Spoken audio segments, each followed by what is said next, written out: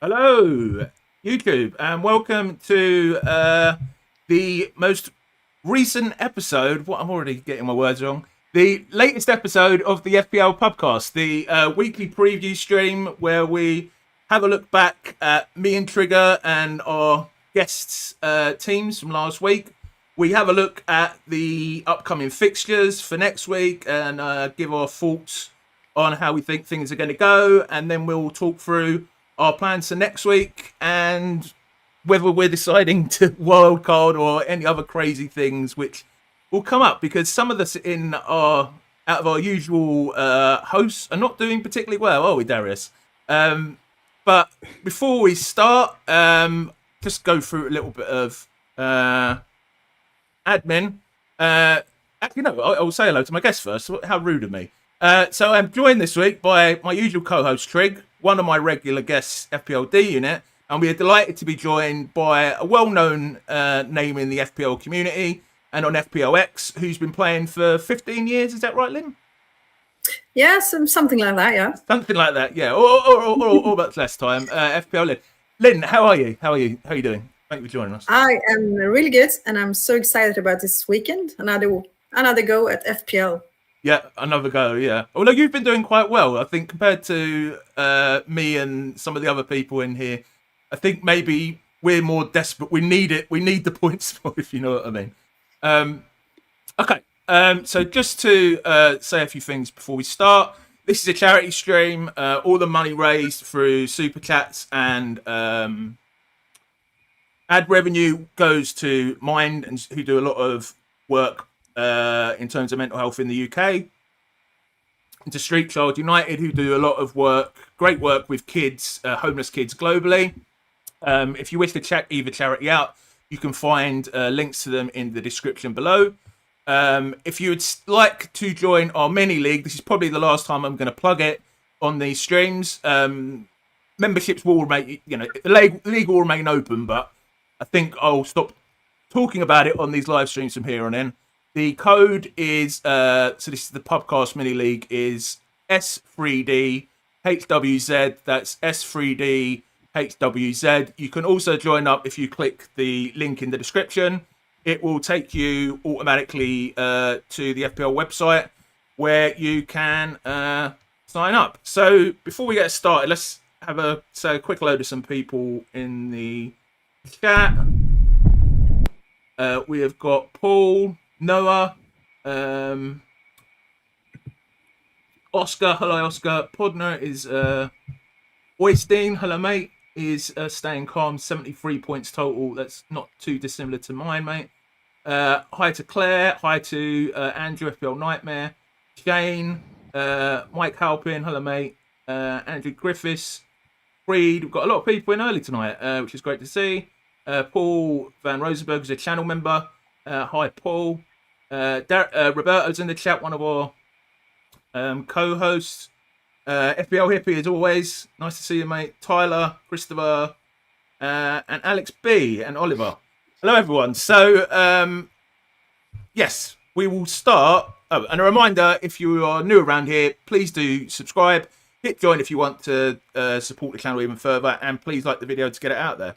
So we usually go in sort of a reverse order of how badly we've done in terms of our game weeks, starting with the worst. But as our guest, Linn, we'll go with your team first. So you scored 54 points last game week. So I'll briefly read for your team, and then I'll ask for the audio listeners, and then ask your thoughts on your game week. So you had Sanchez in goal with 3, Aiton Newry with 1, who's yellow flagged. Wan-Bissaka with 0, Neco Williams 2. Then in midfield, Verts 2, Semenyo 6, Gapco 10, Reinders with 2, and then Haaland captain with 4, João Pedro with 15, and Etatike. Oh, that's one of the reasons you've been doing well. With 9. So yeah, how did you feel about? And sorry, Dubravka, Xhaka, Van de Ven, and Goodmanson on the bench. How are you feeling about this game week for you, Linn? Well, it wasn't that exciting, and because my main guys were playing on Monday night, it was a long game week, especially after Holland blank. But yeah, my guys came through, I think. it's just words. We need to talk about him later. Mm. But overall, it's a bit meh. It's all right, I guess. I can't complain too much. You got 100 points in the first game week. That's quite an achievement, isn't it? Especially you can't really go up from there, can you? You can only really go down in terms of. Yeah. I ended up 3K after the first game week. I'm like, all right, this was fun. And I was just going to go downhill. You just wanted the game to end then, basically. Just no more football. Basically, yeah. But yeah. We bit disappointed with Haaland captain with only 4. Yeah, definitely. I definitely thought he would get something, even if it was just an assist or just something, But yeah, he does blank sometimes. Yeah, you definitely have the right Liverpool players for Monday night. Trig, I'll come to you. Any thoughts? How you doing, mate? Any thoughts on Linn's team? Good. Very brave starting Wan-Bissaka against Chelsea. Or did he come off the bench for you? No, you must have started him. Yeah, I figured maybe he could get some DEFCON points or something. He did not. Yeah. I guess Tottenham were playing Man City, weren't they? So you wouldn't have started Van der Ven or Goodmanson. Yeah. You're a bit unlucky, really, aren't you? If you captain blank, because your defence failed as well. Yeah, Gakpo and Ekiteke. Yeah. The star players. It almost hurts when you get lots of points on the bench, doesn't it? Especially if you're not expecting it. Have you got 2 free transfers, Linn, or did you make any? No, I've made 1 transfer each week now, just to stay up to date with the fixtures. Who did you bring in? Semenyo. Okay, all right. So you got a bit of money on him as well. For Palmer. So I got really lucky. So lots of people were talking about captaining Palmer last week, and you decided to take him out. What was the thinking behind that? Because I watched him play, and I'm like, oh, I've seen this before. This is just like the end of last season. I just kept faith with him for way, way too long. And no, I'm not going there again. I'm not gonna join that. I mean, Chelsea did look good now without him. So I don't know if he's maybe, do you know, Nick? Is Chelsea actually better without Palmer, or was this just a fluke? I think this season he's going to get a lot less minutes. So they will be able to rest him now, which they couldn't last season. And the Chelsea now is so different from the Chelsea a year ago when he got those 4 goals. And everybody's like thinking about those 4 goals. But like you said, he hasn't scored an open play goal since January. And like people are still reluctant to sell him. I'm really pleased he was injured because it's a good excuse to get rid of him. But you were incredibly brave taking him out before West Ham. Lucky, I'd say, but very lucky. I do agree. I was probably very lucky there, but still, just watching me in the first game week, I'm like, no, I don't want to do this again. And Darius, Linn is a fellow Gap co-owner. What's your thoughts on Linn's team? It's quite a Darius team. It's quite anti-template.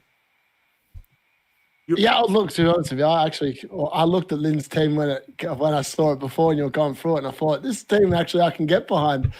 I think what Linn's team actually has had is just the forward variance. I think if you've had a forward line that's actually done something in game weeks 1 and 2, you've actually ended up with a half-decent rank.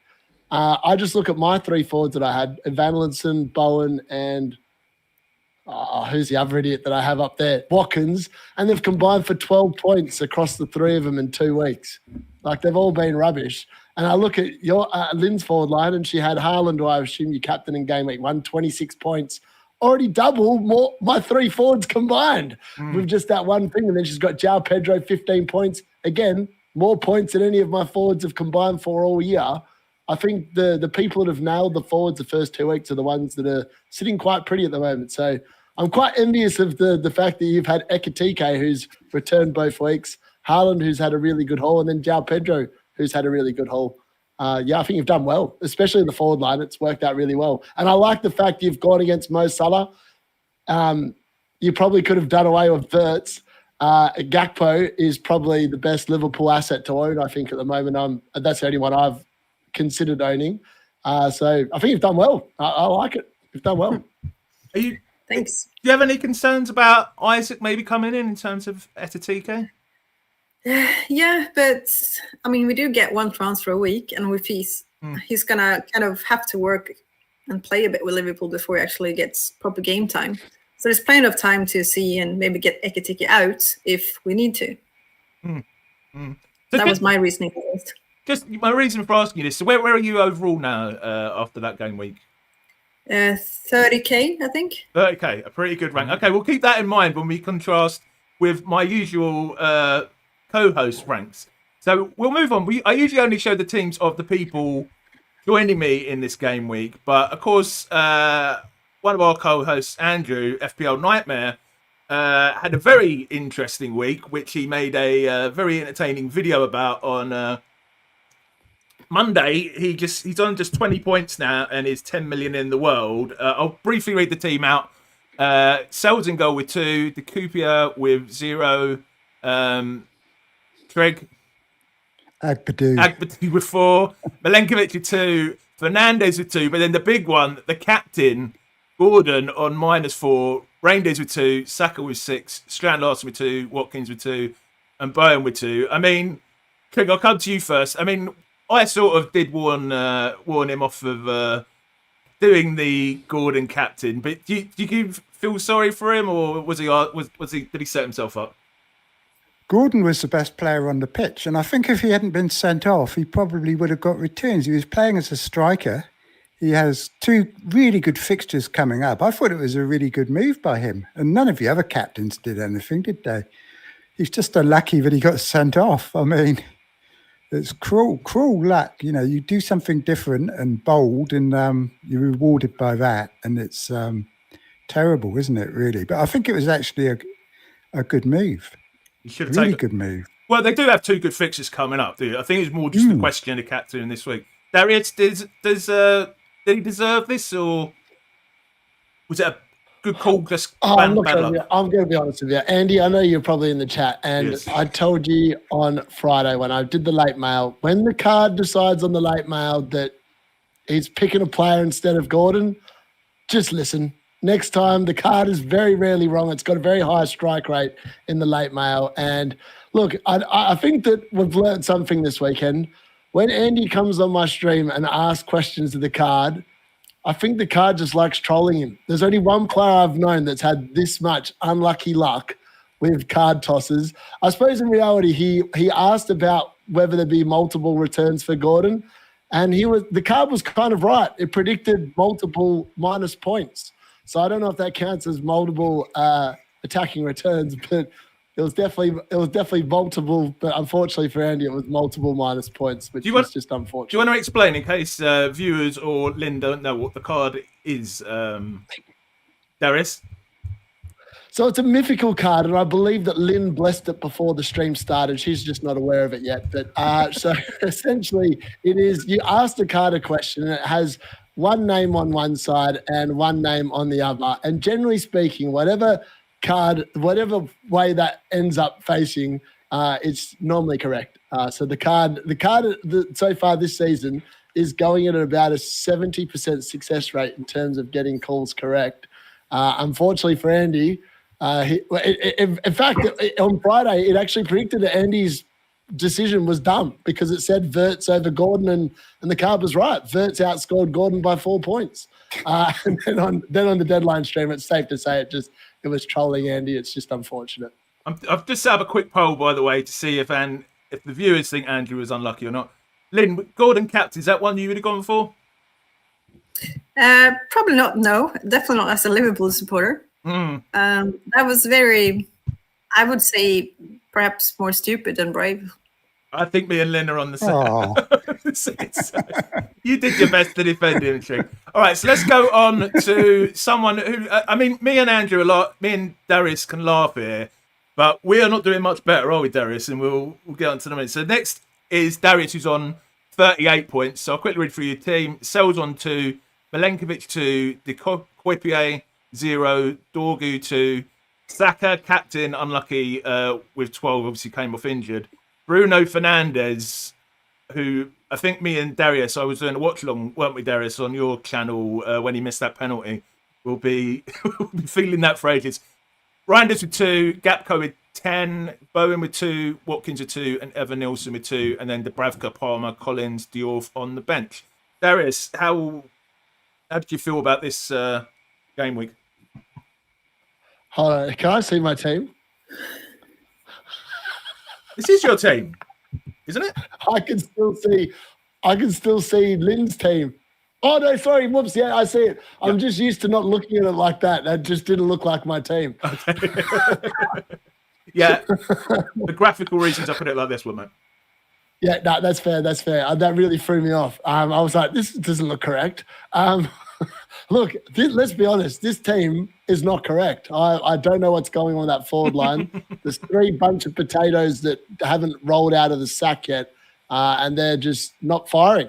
I actually went to training tonight, and people were asking me at my team, going, "Aren't you meant to be the FPL expert in Australia?" And I was like, going, "Yeah, unfortunately, it's not going that way." I was like, "Oh, but the good news is I've fired 20% of this team because I'm not sitting there and I'm not patient. I've always been quite aggressive, and the 3 spuds that just spudded it up. See you later. We don't take team drop values in my team. So Jared Bowen, see you later. Cole Palmer, as Trig said, and Linn said previously, he just needs to be shown the door. I don't know really why I started with him. Probably got convinced by the Club World Cup form because I watched the last couple of games. And if I hadn't have realised you could watch the games for free, I probably would never have bought him. And then Saka I owned for this week, and I feel like this week was very unfortunate because Saka looked like he was on for a monster haul in that game against Leeds. And I dare say if he didn't get injured, I'm probably looking at a double-figure haul there. And then Bruno Fernandes obviously missed a penalty, so that would have been a double-figure haul there as well. Like this team, in theory, with a little bit of luck, would have scored well over 50 points. And at the end of the day, it's hard to believe that only 2 of them on the field combined again. Also, ironically, the card said to play bench boost, and as you can see there's a lot. Reindeers was on the bench as well. That would have been 20 points on the bench. I got the Collins decision wrong over to Kuiper. It was an unlucky week this week. And I should have listened. So this week, the card told me to take a -4. I've taken a -4. We're all in. This week, I'm getting 100 points, and I'm overtaking Trig, Nick, and everyone else in 1 week. Linn, I'll come to you. Any thoughts on Darius's team? And I mean, you haven't got either of them, but if you had Saka or Palmer, who do you think the best replacements possibly are? Well, that's kind of a difficult one because we're getting closer to a natural break as well. Yeah. So if you actually want to have them after, I would just keep them and bench them for a week, maybe 2. So it depends on your overall strategy and if you like them or not. Yeah. Yeah. I mean, Saka's supposed to be out for longer than Palmer, isn't he? Trig, a few weeks. With Palmer, we've heard could be back by the weekend, potentially. Saka might not be back after the international break. Yeah. Yeah, so then he's probably the one to ship off. Or both. Trig, any thoughts on Darius's team? Yeah, it looks good. I think I would have played Collins over De Kuiper because of the defensive contribution points, but I wouldn't have expected a clean sheet from him, I guess. When we were looking at the weekend, 5 Brentford players got defensive contribution points. It was a bit insane, wasn't it? I think it was almost as much as everyone. 6. There was 6. 6 was and there? They just beat Bournemouth 2-0 in the League Cup, didn't they, as well? So they're obviously not too bad. Yeah, yeah. All right, let's get on to the main man's team, mine. I am on 42, so to be honest, not a great deal better than Darius. So my most pleasing thing this week was I went for the Dubravka Esteve, which a lot of people chickened out on, and that came off with 6 points each, but the rest of it was pretty rubbish. So Anderson 4, Morello 1, Esteve I just mentioned with 6, Porro, who came in for Palmer, with 5, Anderson, Fernandes and Wirtz all on 2, Salah captain with 10, at least he got that equaliser, that assist late on, Mateta 2, Evan Nilsson 2, and then Sells, Palmer, Gui or Gayu, and Konza on the bench. Trig, go on, rip it apart, mate. No, it looks fine.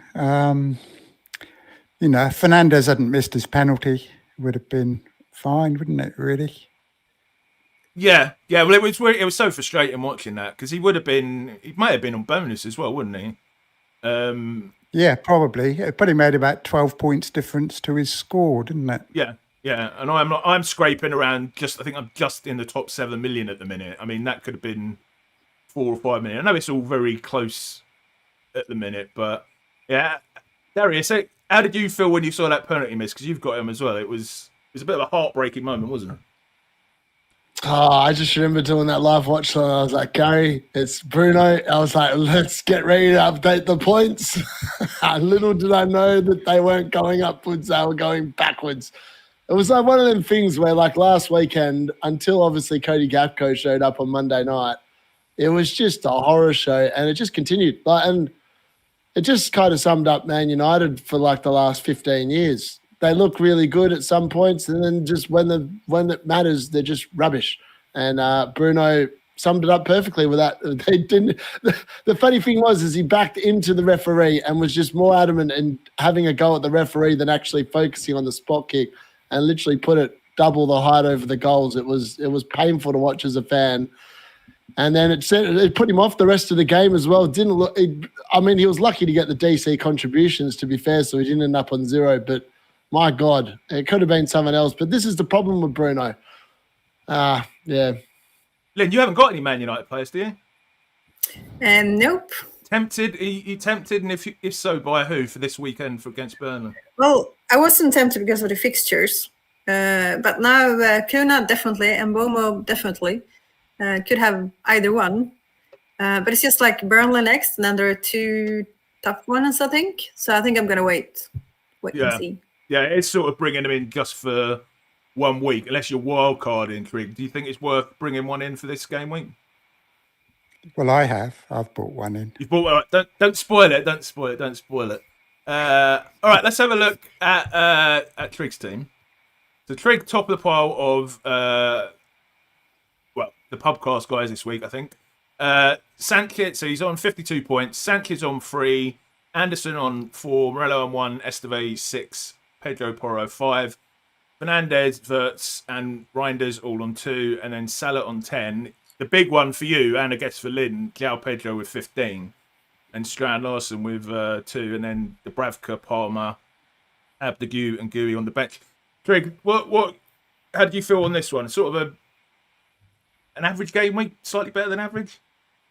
Well, the week started off fantastic with João Pedro, and then it was all downhill from there, really. But like I said, if Fernandez had scored his penalty, I'd be sitting on over 60 points and would have had a really good game week. So a lot of people don't have Fernandez, but as it was, still a pretty good week. I mean, any green arrow when people are using chips at this time of the season is good. So you've got to remember we're up against so many chips each week.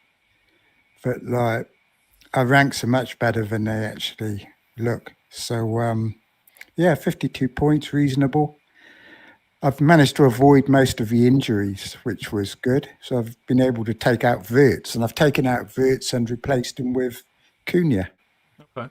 Before Wirtz dropped in price. I wasn't going to put up with a price rise from him because, well, Linn better tell us more about Wirtz, but I just don't see him being... He's not a talisman in that Liverpool team, is he? He's just another player.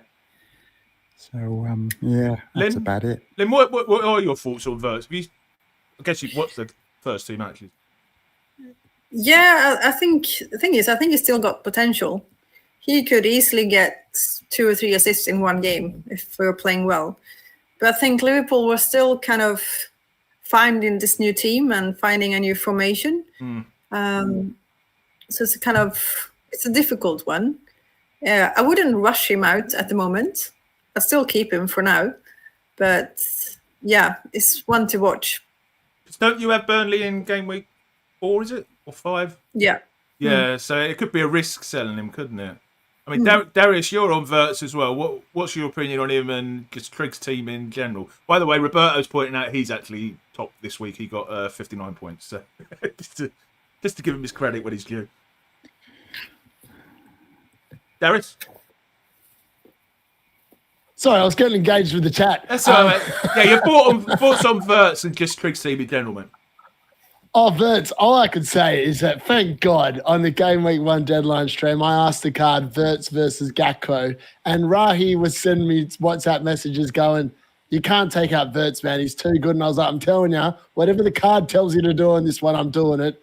And thank God I followed that one, because I just think about the possibility that I had Verts instead of Gakpo on my own team through the first 2 weeks. And I'd be 11 points even worse off than I am now, which means I would have been close to Andy's rank of probably 11 million. So thank God that was the one decision I've listened to for the card this year, and it didn't lead me astray. So this week I'm all in. I'm tapping into the power of the mystical card and backing it in. And João Pedro's definitely staying, as it because you almost took him out, didn't you? For was it Chris Wood you were thinking about getting in?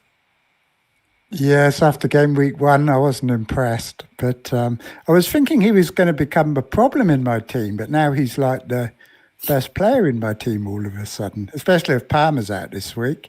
He'll probably be on penalties with Palmer out. Is he gone up in and price? He'll be playing at number 2. I might well captain João Pedro this week. Wow. Because I've got 2 Man United players now. I've got Cunha and Fernandes. So captaining João Pedro could be a good move, I think. Awesome. Okay, all right, so we'll move on, right? So in the podcast, we are very honest about things. We're not going to hide our ranks like some content creators may do. So this is, for anyone who hasn't seen it, FPL Nightmares in the chat has created it's basically a content creator mini league with a few of his mates thrown in, that like Let's Talk FPL Andy, Praz, all those sorts of people. And at the moment, Andrew is sitting bottom of his league with 53 points. Darius is sitting fourth from bottom with 76 points. And I am sitting 6th from bottom out of 47 with 85 points. So we've all had a horrendous start to the seasons. I mean, Trig and Roberto are doing all right. You're holding your own. You're keeping us... You're keeping it going for the lads, Trig. But I just thought I'd use this to ask you guys generally. I mean, I'm about 7 million. I think Darius is 8. Andrew's 10. What's the worst ever start to a season you've had, and how do you cope with it? Do you think being reactive is important, or just chilling out and taking your time? Nick, maybe I'll come to you first for that one. Well, last season I was 5 million after 5 or 6 game weeks, and I ended up at 35k. So there was no need to panic. We're not really having bad. Well, you are, but as you're 4 or 5 million, you're not really having a bad time of it, really, because people are using their chips all the time. I mean, you still got all your chips. Yeah. Did you use a chip in game week 1, Linn? I did. I bench boosted. Probably a good move. But it worked. How many points did you get for your bench boost? This is actually the 3rd season I'm doing it. First game week. Oh, wow. Linn, what? Has it worked every time? It actually has worked out pretty well. And I also think it kind of leaves you with, say, 10, 15 points extra to start the season off, and then just makes it a lot more fun. Yeah. So even if I know last season I got 2 points with mine. So okay. Yeah, that's maybe not. But like in general, you get 10, 15 points when you bench boost, like in a single game week. And at the start of the season, that could be massive. Like that, what makes FPL more fun. Linn, what's your worst ever start of the season? Obviously not this season. And what advice do you give someone to cope with, having a bad start? I don't know. I've always had really good starts, and then it goes downhill from there. And I think it's because I like differentials. I don't follow the template. And so when most content creators and those who copy content creators have a bad game week, I'll have a good one. And throughout the season, that will mean I will have 10 really, really good ones, and then 28 really bad. Yeah. But it just makes FPL more fun for me to root for my differentials. Yeah. Darius, I know you're a big differential person. I'm assuming this is your worst start at 8 million. I mean, how are you coping with it? To be honest with you, I still look at my team the first 2 weeks, and I still don't understand how they've performed so poorly. I think it's just I think, unfortunately, everyone kind of thought Aston Villa were going to be a lot better than they were. I obviously thought West Ham were going to be a lot better than they were as well. And unfortunately, those two teams have looked bang ordinary, which is probably contributed to some poor points hauling. I've been unlucky with Nottingham Forest double defence as well. I mean, that first penalty in game week 1 was very dubious. There was the penalty miss for Bruno. Like, there's been some stuff that is just, on another day, on another week, it would have gone my way and I would have ended up with way more points. But I'm not panicking. I actually quite like the fact that I'm 8.8 million rank. And because I haven't played any chips, I'm very confident in my game week 3 team. And then I'm intrigued to see what happens in the transfer window. I've been a little distracted because I've just been reading about some of the moves that are potentially in the offering and the ramifications that it has for a lot of players at a lot of different clubs, which is always very exciting this time of the window. I think in the first 2 weeks, I look there and I look at all the teams that are sitting at the top and I look at what they've played. They've played chips, they've played whatever. They've got teams that I think will probably not be active in about 5 weeks' time. They might even be active in game week 4. So I'm not overly stressed at all. And I've always been very confident in my own team, but I think I'm even more confident. I'm a bit like Nightmare. I think Nightmare's team is going to turn around as well.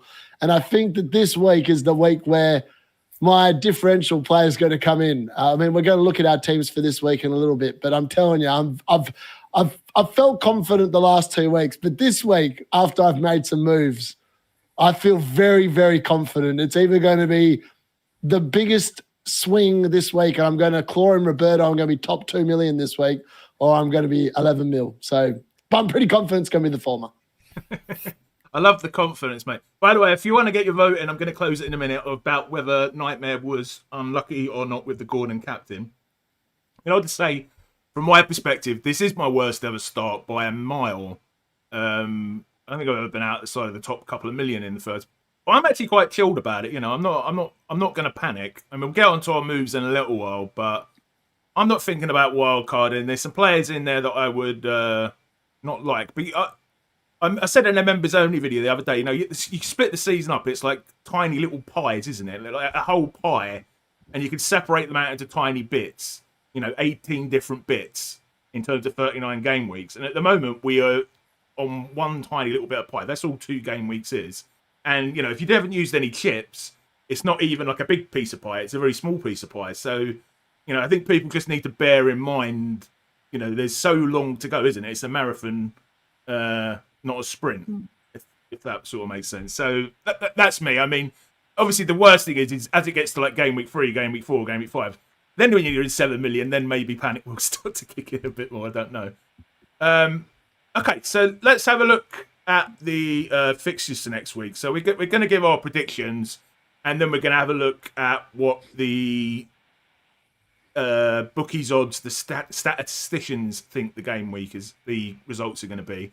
So Trig, I'll hand over to you first, mate. So we've not got a Friday deadline this week. I didn't realise that. First kick-off of the game week, Saturday morning deadline will be at 11 o'clock, I guess. Chelsea versus Fulham, the West London derby. How do you see that one going, mate, as a Chelsea fan? Well, hopefully Chelsea win, but it won't be easy, I think. Fulham are a decent defensive side, aren't they? At least Man United make them look good. But whether they are or not, we shall find out on Saturday. But, the early kick-off is what's putting me off captaining João Pedro. Whether I do captain him or not, I do not know. And I guess I'm going to have to stay up because everybody's going to be looking for leaks and that, aren't they, for that game? Because it's the first one. Especially Palmer. And it's quite important, isn't it, with Palmer? And because that would make a difference. If he started, I wouldn't want to captain João Pedro, probably. I think I'll be taking Palmer out tonight, though. I'm not going to wait a price drop. So I haven't decided yet, actually. I might not take him out. But, I think Estevao will start and probably the same team as last week. Because, I think Chelsea will win. I'll say 2-1. Okay. I'll do Wolves versus Everton. It's not a particularly interesting one from a fantasy football perspective, is it? Everton has started sort of as we expected them to. I think this will be a boring one. If we were on Black Box, this would be the Garden Centre game, wouldn't it? I'll give this 1-1. Linn, I'll come to you for the slightly more exciting one, Tottenham versus Bournemouth. You were at Spurs a few weeks ago, weren't you? What did you reckon of them? What do you reckon to this match? Well, actually, yeah, I'm hoping, because I got both Tottenham players and Bournemouth players. I'm kind of hoping it's going to be, I'm not sure what I'm hoping for, but I think Tottenham has looked pretty solid.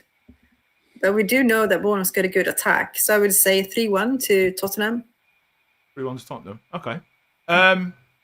Darius, I'll hand over to you. Your beloved Man United, and this is going to be, we'll talk about this game, I'm sure, as we go through our teams.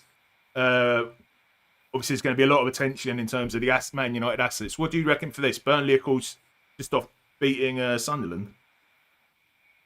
Yeah, I'm actually quite excited. Like the fact that the live watch along this week is probably most likely going to have my captain against Burnley at Old Trafford. It also sounds exciting.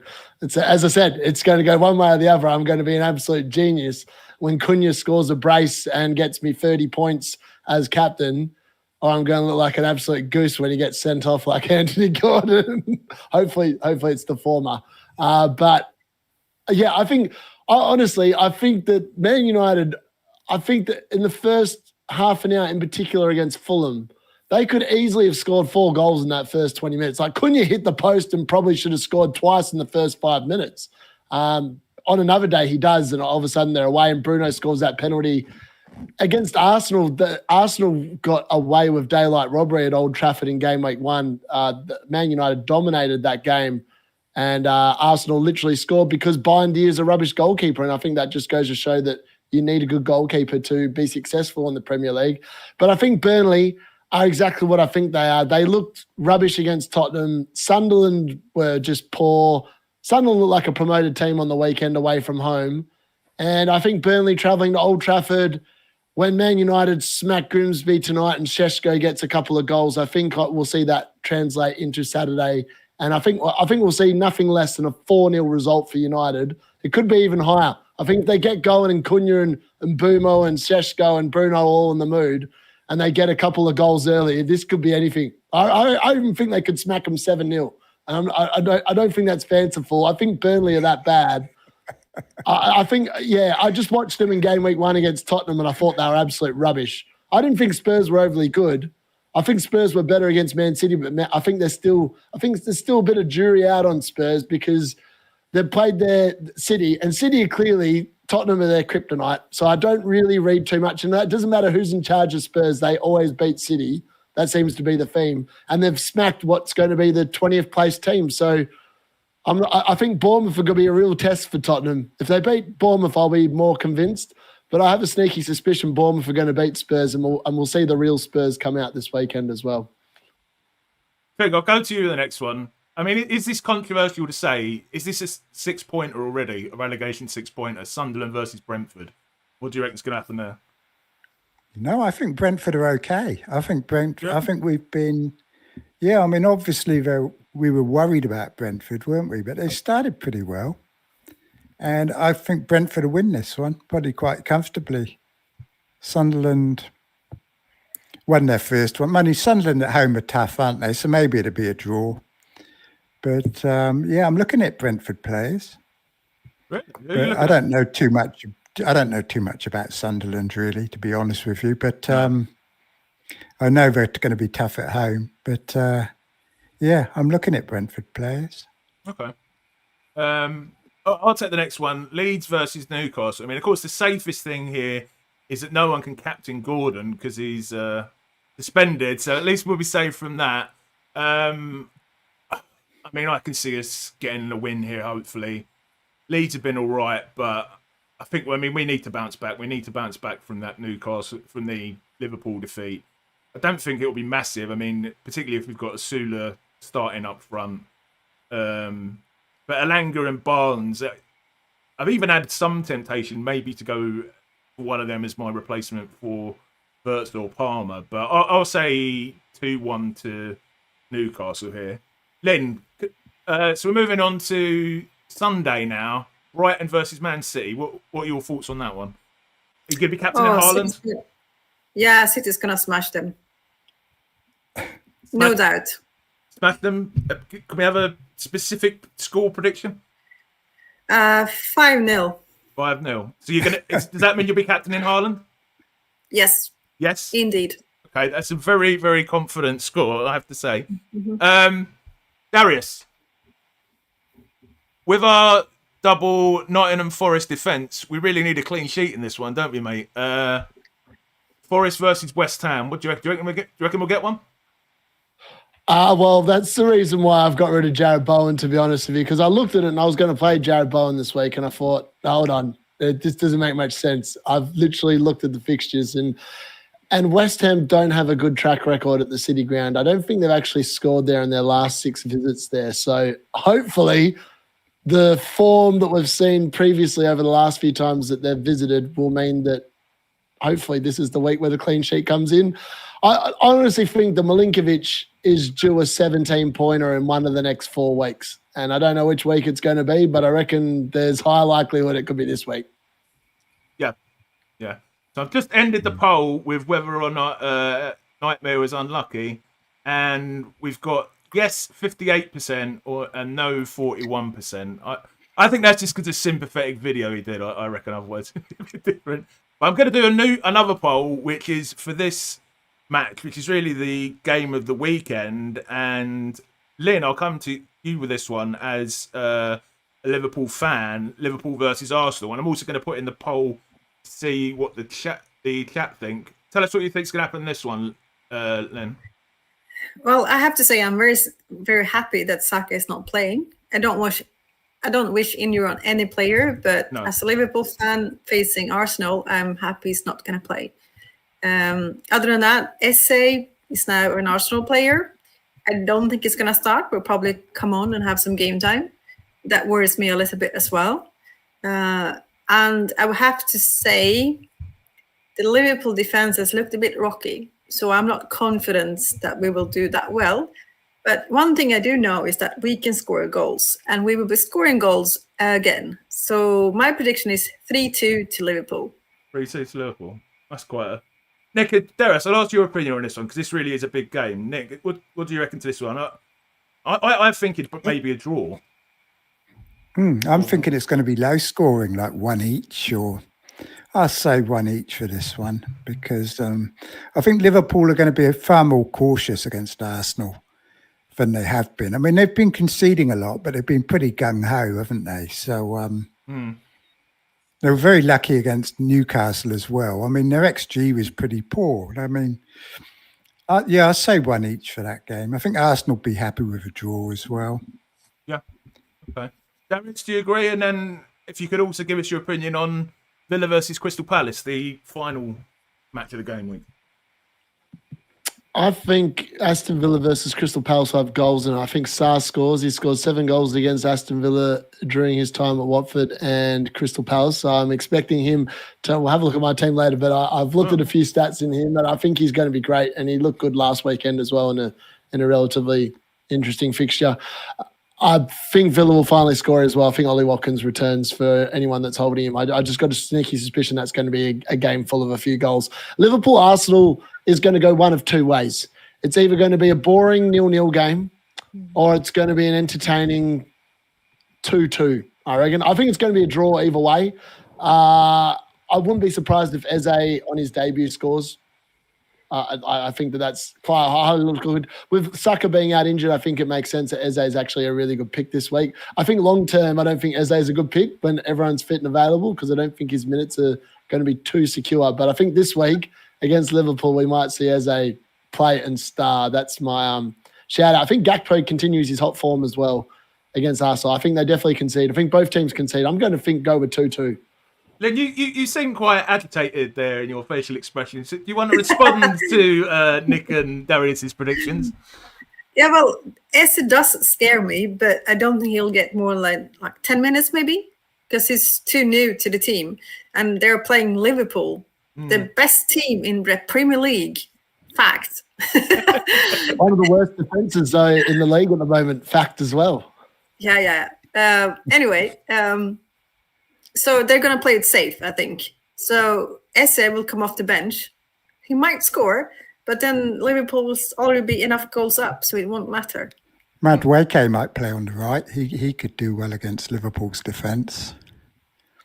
Do you think Madueke is start on the right-hand side instead of Saka? I think, like one of the things with Arne Slot is he's really good at defense. He's a good defensive manager. Like he does know defense.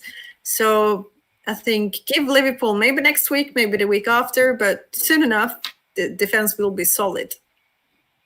I think Eze's going to start. I reckon against Arsenal. I think Eze's going to start on the left and Madueke is start on the right. I think you're right, Trig. Linn, what do you think about Virgil van Dijk? Because we saw him obviously in the Community Shield look like a sloth in a training suit getting turned like a witch's hat and gave away the penalty.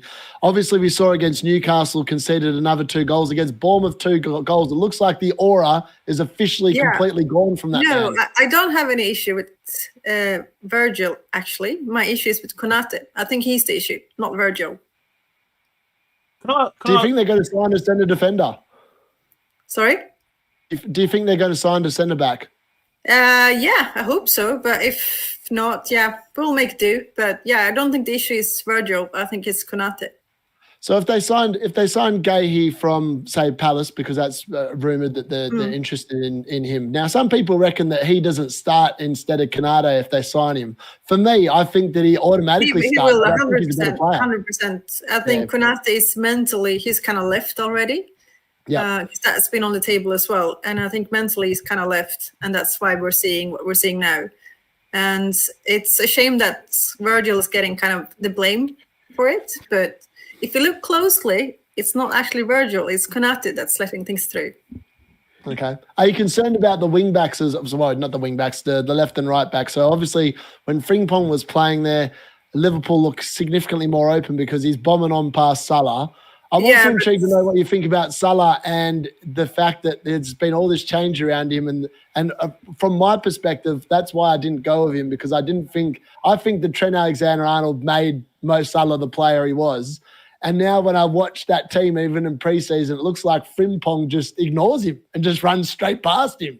I'm just intrigued to know what your thoughts are about Salah as an option, because a lot of people in the chat probably have Salah, unlike us, where we had a bit of foresight. I would say that you're correct in some ways, because I'm a Liverpool supporter and I have not got Salah. And that's because I think we've got the same thing as Arsenal does. We've got a lot of good players who will score goals. It's not going to be like you've got Isaac or Haaland, like one that kind of, this is the guy who's going to score the goals. We don't have that at Liverpool. It used to be Salah. I would say it's not anymore. So I think the goals and assists, they will be spread across the front line, which means Gakpo, Ekete, they got the same chance of getting the returns as Salah for half the price. That's why I've got them and not Salah. So you're correct in your analysis, and I do agree with it. I'm not sure I agree with Frimpong, because we've only seen him in one game. I think it's just going to be a very similar player to Trent, and that has worked for Liverpool before.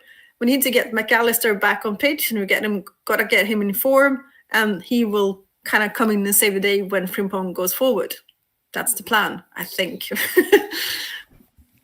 Do you think there's any chance? Good answers, I like it. Do you think there's any chance? There's been some rumours that Wirtz might be dropped when Gravenberch is back, or when one of the players is back from it. Do you reckon there's any chance of that happening? But the thing is, Wirtz has not been bad. He's just not returning FPL. That's the difference. So he's not been a bad player. So no, he's a very good playmaker. I think they will share minutes, but I don't think they will always share minutes. Like that's how it's gonna be. But I don't think he's gonna be taken off because it's not return FPL points. Okay. All right. Thank you for your insights there, Linn, into Liverpool. All right. I've included probably too many slides here. I'm going to go through. This is what the odds think if anyone's watching this visually. And this is what Rob T thinks in terms of fixtures. But I'm going to get to this slide because this is based on the previous two slides we've seen, who the bookies basically think are going to be, who are going to score the most goals this week and who's got the highest odds to the clean sheet. Is this for anyone? I'll just read through the top 3 or 4 for anyone listening on audio. So United, Chelsea, Spurs and Man City predicted to score the most goals. Defence, Man United, Nottingham Forest, Chelsea and Villa were the highest clean sheet odds. What I was going to ask you guys is, a lot of people are on free hit this week, and I'll come to each of you in turn. Linn, if you were free hitting this week, who would be the key players you sort of the must-haves in that free hit? Oh, I would hate to say that, absolutely hate to say this, but I will go all in United. Attack? Kuna and Bomo and maybe Dalot. Okay. And, sorry, go on. And then, of course, Chelsea, João Pedro. Cucurella probably as well. Tottenham, yeah, definitely. Kudus and Porro. City, Haaland, and Rangers probably. Yeah, so those I would just stack. So you're very much focused on the ones that are up here. Trig, anyone you'd add to that? Yeah, Forest. I think Chris Wood at home to West Ham. I'm very surprised how low down they are, because I think they're going to absolutely batter West Ham this weekend. Really? But it's just one game, though, isn't it? Like, if we're thinking long term, if you just taking one punt, yeah, like Yeah, but this was for a free hit, though. Yeah. Yeah. So I think they're going to smash. Oh, they're not playing West. Yeah, they are playing West Ham. I don't know why they're only predicted to get 1.67 goals. I'd be very surprised if they got less than 2. Yeah. Would you think, if you were on a free hit, maybe more Forest defence rather than, because we got all these United, Chelsea, Spurs attackers? I'd have Chris Wood and possibly 2 defenders, Murillo and Milenkovic, or Morgan Gibbs-White in midfield if there was space in midfield. But I think I'd go triple Man United in midfield. Or maybe Dorgu, maybe stick Dorgu in there as the third Man United asset. But I was really tempted to free hit this week, even though there's nothing wrong with my team, just to get Chris Wood in that in. But I've got Cunha in now anyway, so I'm kind of a little bit covered for it. And you never know, Salah could get a couple of goals still, couldn't he? You're really on the everything against West Ham then bandwagon, Trig. Yeah, well, you have to be, don't you? I mean, I don't know if the players want the manager corner yet. Yeah. Apparently, this is his last match, isn't it? He's got to win this match. But, I mean, if the players don't want him there, they're not even going to try and win. They'd be quite happy to lose, I'd say. Seen enough historically, aren't we? Darius, if you were free hitting this week, mate, any additional names you'd bring in terms of who'd be in there?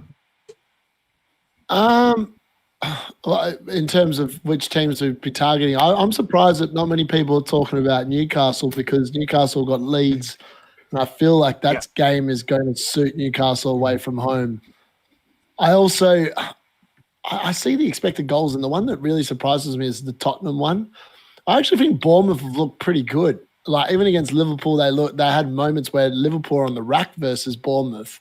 I'm surprised that there's such a disparity between projected goals to Tottenham and Bournemouth. I think again, the bookies are just thinking, maybe it's just me thinking that Spurs, I still can't get past the fact that they were 17th last year. I still don't believe they're that good. I can't believe you're doubling down on the Spurs. Where were Man United last year, Darius? 15th. But we're playing Burnley and they're 20th. They're going to finish 20th. I think we can all already see that Burnley are the team to target. So I'm not surprised that Man United have both the most projected goals this weekend and the highest chance of a clean sheet. I think you could sit there and throw a dart and it would land on a United player this week that's going to return. So I think Burnley are just going to get swatted by most teams, particularly away from home. Maybe at home they'll be slightly better, but I think away from home Burnley are just going to be rubbish.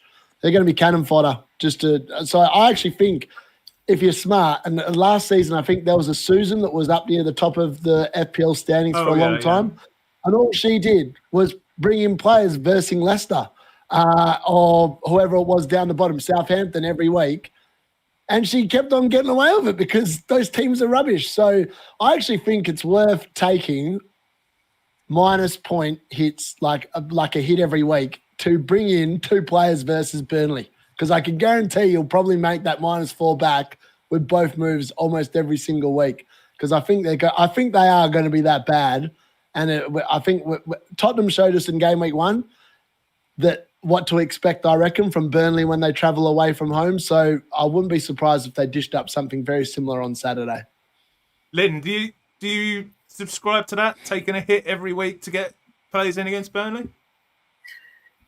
Probably not a hit, but planning ahead is probably very good. So we got a few teams to target.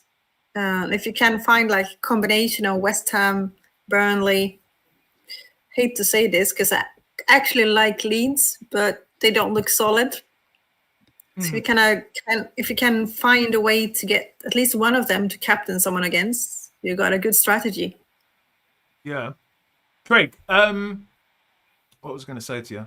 Yeah, what do you think of Darius's thing there? And do you think he could be continuing the Spurs hate when it's a continuing theme? Lynn, he comes on here and hates the Spurs, and then they prove him wrong. What do you reckon, Trig? I think United are going to batter Burnley. I think there's a lot of pent-up frustration in that Man United side, and it's all going to come out against Burnley. And they're not just going to be happy winning 2 or 3-0. They're going to want to really kill them. They've got so many players still waiting for their first goals, like Buemo and Cunha, and they're just going to go to town. Hopefully, anyway. Hopefully it's not a frustrating one where they can't break through, but it is possible, I guess. But I think if they can get an early goal, I think it's going to be like 4, 5, 6. That's what I'm hoping anyway. Cool. I'm just going to end that poll. We've got 56% think Liverpool are going to win, and ends correctly, which must mean it's 44% Arsenal. So quite close. But the chat's with you, Lynn. The chat's with you. They reckon they're going to win. All right, so let's move on to have a look at our teams, and we'll start with our guest team, Linn_FPL. So I'll read it out, Lynn, and then I'll just hand over, see if you've made any moves yet or whatever. So Sanchez in goal against Fulham. Porro against Bournemouth. Aiton Nuri yellow flagged at the minute against Brighton. Necker Williams at home to West Ham. Wirtz, Semenyo, Gapco, and Reindeers in your midfield. Haaland captain away to Brighton. You were very bullish on Man City earlier in your predictions. And then João Pedro and Etatike up front. Etatike vice captain. Dubravka, Van der Ven, Xhaka, and Goodmanson. I have to say I'm quite jealous of your strength on your bench here. So just run us through your thoughts then. On the bench, sorry. Yeah, just run us through your thoughts and any planned moves if you've made any moves yet. I've made one move. I took Van Bissaka out for Porro because I believe in Spurs. Whoa. Yeah, there is. So I actually watched them play game week 1 live, and you get a different feel for the game when you actually watch it live than you do on the television. And Porro, he's just crazy. Like, he's there. He's got so many good opportunities. He's always bombing forward. He's going to get a lot of returns. And if you look at Spurs fixtures, I think there are 7 or 8 that I will just start them straight through, both of them, because they're so good. And if they can bring, say, 70% of what they brought against Man City, then they're going to keep clean sheets. They're going to get assists, maybe even score a goal. So I actually think that's a valid strategy at the moment. And you need Porro in your team. Can I question your decision to start Aiton Nuri over Van der Ven? What's the motivation behind that, particularly when he's yellow flagged? It's actually not. I'm not 100% on that one. It's a 50-50 at the moment. So we'll see what I end up doing. Okay. It's mainly because I got Semenyo in my team. I don't want to go full Spurs defense because I'm still kind of hoping for a return. And then it would be silly to start Van der Ven, wouldn't it? Trig, I'll come to you. Any thoughts on Lynn's team? So you're out of transfers now. So you're 1 free transfer used. So any other transfer you'd make to be for a hit, would it? Yeah. Lynn, yeah. Trig? Yeah. Looks very good, doesn't it? Very good. Yeah. Your bench order looks fine. I don't see a problem. I guess Aitnour's not going to play, is he? So Van der Ven's going to come on anyway, I guess, isn't he? Yeah. Is there any temptation to take some of that money off your bench? And it'd be difficult to do now, Lynn. Now you've bench boosted because there's not much money on it. It's a 5 million midfielder. Oh yeah, I guess it's not that much, is there? But I'm sitting with like 3 million in the bank, so it's not like I need it. Got 3 million in the bank. Wow. Oh. No Salah. So no, it looks good. It looks good. It looks good. Yeah. So my next plan is to upgrade either Wirtz or Saka to something more fun. Have you got Probably any? Cunha. You got any chip plans, Lynn, in your head already, or? It's still like early days. I still want to watch a lot of games and see like who comes through and who's looking good. Kind of use the eye test a little bit. But there are definitely a few players I'm keeping an eye on. And as as you said earlier, like target Burnley, target West Ham if you can, and find those midfielders. And I don't mind like because I think my team is pretty good. Like it can be set pretty much as is. But I kind of like to jump between midfielders that might score goals against a weaker team. So if I can find that, like if I hadn't done my transfer already, I would probably do Xhaka to Barnes. Trig, did you want to say something? Yeah, I was just going to say it's quite refreshing, even though you were 3K after game week 1, that you're still making transfers. Because a lot of people have like had a terrible start and they're sitting there going, Me? Be patient, don't make a transfer, It's all going to come right. Whereas you have 3K and you're still being proactive and making transfers, improving your team. And that's the kind of approach I use as well. And it's quite refreshing to see because I'm a bit tired of all this patience mantra that's around the whole time and nobody ever making any transfers. And it's just got very boring. I mean, it's okay to give players a few weeks, but I think it's swinging too far. Did you make a video on that today, Trig? I've got to admit, I've not had time to watch any content today, but you made a video on the title was certainly indicative of that. Yeah, 8-minute video about people being too patient, whether it's being patient or indecisive. Okay, right, let's move on to Darius's team. In his usual graphic, Darius, wake up. So he's got Sells in goal against West Ham, Milenkovic, and then Collins. He's starting him this week, so he's definitely not going to get any points. Away to Sunderland, Dorgu at home to Burnley, Reindeers at Brighton, Cunha, that wasn't he must have been an early cancer. In for Burnley, against Burnley, Sarr against Villa, Fernandes, and then up front you've made a few moves. Evan Nilsson, Haaland and Watkins, and then Gapco, Diorf, De Koipier, and Dubravka on the bench. Talk us through it, Darius. Are these made moves? It says potential team there, I see.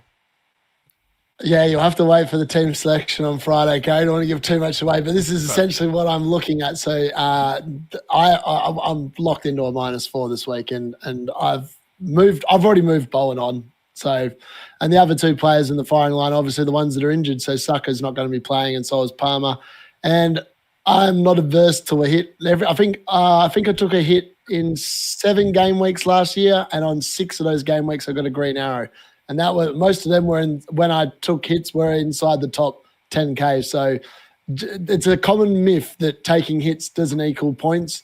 And I actually thought when I looked at Linn's team before, I think I'd probably get rid of Wirtz this week and actually take a punt on a United mid because you'll probably make up the -4 that you would do to make the move anyway. So that was my only thoughts on Linn's team when I saw it before. But that was my line of thinking. I was like, last week I was probably a little passive.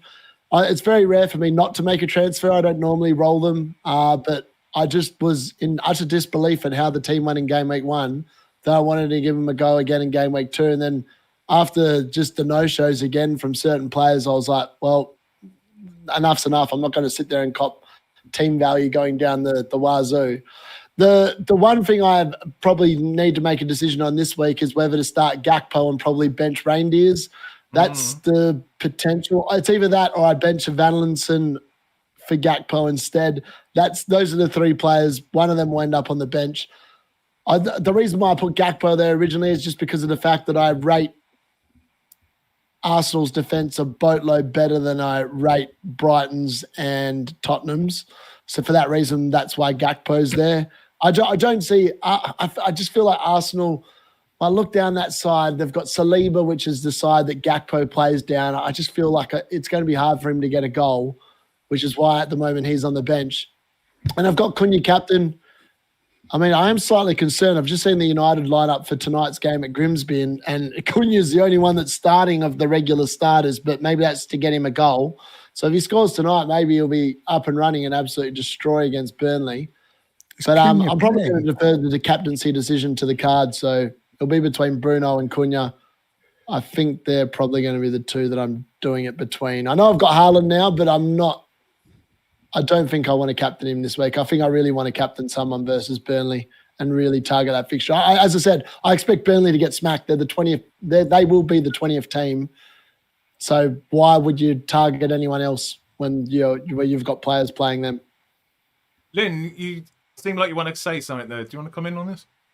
Yeah, I see they've got Dorgu there, and he's good, but this sounds probably a bit insane to someone who's not supporting United, but why is not Dalot playing? Because he's crap. No, he's much better than Dorgu. He's horrible. Dalot can't attack. I've watched Dalot. In fact, if anything, if you look at the first two games, the game has changed when Amrin has either subbed off Dalot. Against Arsenal, they were so much better when they subbed him off.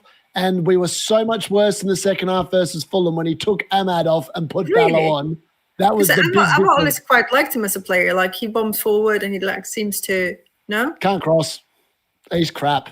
He's actually crap. Most United fans do not like Dalot. And I think the one thing we would like to see Dalot be sold, because Amrin seems to be absolutely obsessed with Dalot for whatever reason. And he's nowhere near as good as Ahmad, and he's nowhere near as good as Dorgu. The dude should be nowhere near the starting lineup. Well, I agree with Ahmad. He's really good. I actually like him as a player. But Dorgu, I don't fancy him at all. I don't get it. No, Dorgu is really good. He's actually got no competition on the left because Dalot is unbelievably horrendous playing on the left, and Ahmad only ever plays on the right. So he's actually locked. Yeah, but you can't actually play both of them in one game, because then you're definitely going to leak lots of goals. Dorgu was very bad the other day, I thought. He was terrible. He was terrible when Fulham were attacking, and from corners and that, he was absolutely awful. Thank you. Anderson nearly scored a goal because he couldn't. Oh, no, don't wind me up. Settle down. Anderson was no chance. He had a free-headed Trig and he ballooned it over the bar. That's how bad that pick is. I know he did. He could have been on a 12, 13-pointer. Stop it, Trigger. I had to put up with that when we were doing the watch-along on 14 Solio back to bed. Trig, what do you think of Darius' decision to bench Gakpo? Would you have him in over Reinders? That's a tricky one. I'd have him in over Sarr myself. Yeah, we all know your biases towards Sarr, Luke. Well, I mean, Palace have got a Conference League game on the Thursday night, and they'll be playing a full-strength team. So I think they're going to be a bit tired against Villa. But Gakpo's been playing well. It's a tricky one, actually, isn't it? I mean, any of them could return. He's got too much money on the bench. That's his problem. See, now he doesn't know who to bench. Yeah, I mean, you couldn't bench boost. You wouldn't bench boost this week, would you, Darius? Any temptation at all? No chances this week. Those fixtures. Last week the fixtures looked decent. This week the fixtures do not look good. No. All right, let's move on to the greatest team in FPL, my team. So I've got Sells in goal against West Ham, Porro against Bournemouth, Morello against West Ham. Obviously, Cons are coming back in after his suspension against Crystal Palace. Anderson, Fernandez, this is in my midfield as my captain. Palmer, who will almost be certainly coming out. And then Salah, Weiss, Verts, and then up front, Evan Nielsen and Mateta with Dubravka, Anderson, Gui, and Esteve on the bench. So I'm going to wind trigger lips up here. I'm going to play it cool. I do not think I'm going to panic. I've got my... Well, Palmer is going to go, unless it's 100, this isn't going to happen, unless we find out 100. Well, actually, it could be, because isn't it the first kickoff? I guess there is a small chance we get 100%, a leak or something, he's going to start. But he's going to go. It's just who to replace him with, which is going to probably either be Cunha or and Burmo, although, as Lynn said earlier, I am concerned about bringing them in when they've got two difficult fixtures after Burnley. Lynn, no, go on, Trigger. You seem to want to jump in, mate. What are your thoughts? Then I'll come to Lynn. What are your thoughts on my team, mate? Am I playing it too cool? No, it's a reasonable strategy, I think. Yeah, Cunha at the moment, but I see he's starting tonight, and that worries me. I didn't expect him to be starting against Grimsby. Is it otherwise a weak team? Yeah. Hopefully he gets a couple of goals and comes off at half time. But is it a weak team other than him? That's pretty. Yours? No, Man United. Man United. Oh yeah, Dorgu's playing, I think, but it's so kind it's of a mixture. Fairly weak team, but we'll see. The others might come on at half time, mightn't they? But I was thinking about your team being weak, but. I don't like your strikers match, to be honest. But, yeah, I mean, I probably should have kept Wirtz myself. But I've just had enough of him. So I took him out instead of Palmer.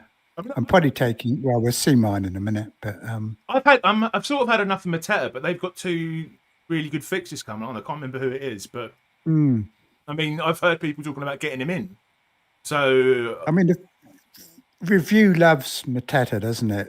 Which is why you've probably got him. But I think what review was missing was that they play Conference League every Thursday night, and I think that makes a difference. And they've lost theirs, eh? Yeah, that could make a difference too, couldn't it? Yeah, Lynn, I'll come to you. What do you think I should be doing here? Any advice for me? Can I be completely honest? Yes, of course you can. Give up for the season? Okay. Press wildcard. Am I allowed to swear? You do whatever you like then. What the fuck is up with your bench? Darius is getting excited. Press wildcard. Stop it, Darius. Stop it. We've been through this. That's the same bench I've got. I mean, your bench is atrocious and you're still playing Anderson and Konza. What's going on? Well, team review. You have a point. What's wrong with it? You have a point, but Dubravka and Esteve came in at the weekend and got me a clean sheet, which was what they were there to do. They were there to come in versus Sunderland. Anderson... Why are you cuddling Palmer? Just get rid of him. Get the money. Improve your team. Because I don't know who I'm going to get in yet. He is getting rid of Palmer. So many good options. I'm going to get... Just waiting for team review on Friday afternoon. I'm sorry. Lynn, who would you go for if you were me? Who would you go for, Cunha or in Burma? I was watching Alf FPL. I would take -4 and sort that shit out. Okay, all right. -4, Palmer, and who else am I getting rid of? You start with Palmer, and then one of your bench players. Okay. Anderson or Anderson, one of them, or Maggu if you want to. Yeah, get rid of Anderson. I'll be honest, the one temptation I've had would be get rid of Palmer, bring in someone cheaper, and then upgrade GUI so I can do a bench boost. But sounds brilliant. Brilliant. But the thing is, we've got the international break coming out, Lynn, where if I have another terrible game week, I may be hitting my wild card, which makes me think, should I just wait? But the thing is, if you take a -4, you might not have to wild card, because other than that, it's a good team. It's just you've got too much money stuck in Palmer. Yeah. Darius, I'll let you come in. Moving Palmer this week. Darius he's itching. He always likes to have a rant about my team, so I will unleash him. Go on, mate. Lynn did the job for me. Like I've been saying to Gary since game week 1. In the game week 1, when we're 3 games into the season, I said just press the wild card button, mate, because your team's crap. Who's got the highest rank? I'll give Gary some credit. He's been exceptionally blessed and kissed by the fact that some of these absolute dud picks have actually returned in one of the 2 game weeks, and that they were on his field. But realistically, this team, if we rolled this team against my team for the entire season, I would kill his team by about 500 points. That's how bad it is. And as Lynn said, this team definitely needs a -4. When you're looking at playing either Konza or Anderson every single week because your other options are Esteve, you're in a world of hurt, and it's going to happen more weeks than not. And as I said, all these people that picked Mark Gui, I mean, realistically, this was the bench boost game week 2 thing. You missed that boat, so you probably need to rip it up and start again, which is why I kept saying you need a wild card. Yeah, but I'm still. I don't think he needs a wild card. Like other than that, it's a good team. If he sells Parma, gets the money to distribute in the rest of the team, it's going to be good. Lynn, what I was saying, I wasn't saying I was rated above you. Out of me and Darius, he was telling me to wildcard. Yeah, I'm 300,000 above him in the world rankings. That's the only point I'm making. And also, Gui or Gao, whatever you say his name, did get his first goal in the Carabao Cup last night. So Which doesn't count. Maybe he's on his way back. Maybe he's on his way back. You never know. All right, let's get on to the FPL legend Trig's team. So Trigger's look at the bench. Don't look at that bench. Lynn, block the bottom line off of your screen so you can't. At least I don't have GUI. At least I don't have GUI. I've got Mark instead, apparently. Okay, all right. So Sanchez in goal against Fulham. Morello, Abdagu. Did I actually say it right? Agbadou. I'll get there eventually. Agadou. That's what we're doing. Morello, Abdagu, and Pedro Porro in defence. Palmer, Salah, Cunha, Reinders, and Fernandes in midfield. Cunha captain, João Pedro and Strand Larson up front. Dubravka, Anderson, Esteve, and Mark on the bench. And I can see there's some changes here already, Trig. Talk us through your changes, mate, and your thoughts for with him. I took out Wirtz and brought Cunha in because I didn't want to put up with a Wirtz price drop. Just on the off chance that he gets a return against Burnley. You know, he could well drop again before he gets to that Burnley fixture, which would be losing 0.2. Just on the off chance he gets a few points against Burnley, when I can bring Cunha in for him, who's going up in price, already rose again last night, and has probably got more chance of scoring points against Burnley than Wirtz does. So that's why I did that move. He went up last night. Yeah, last night, this morning. He's done nothing.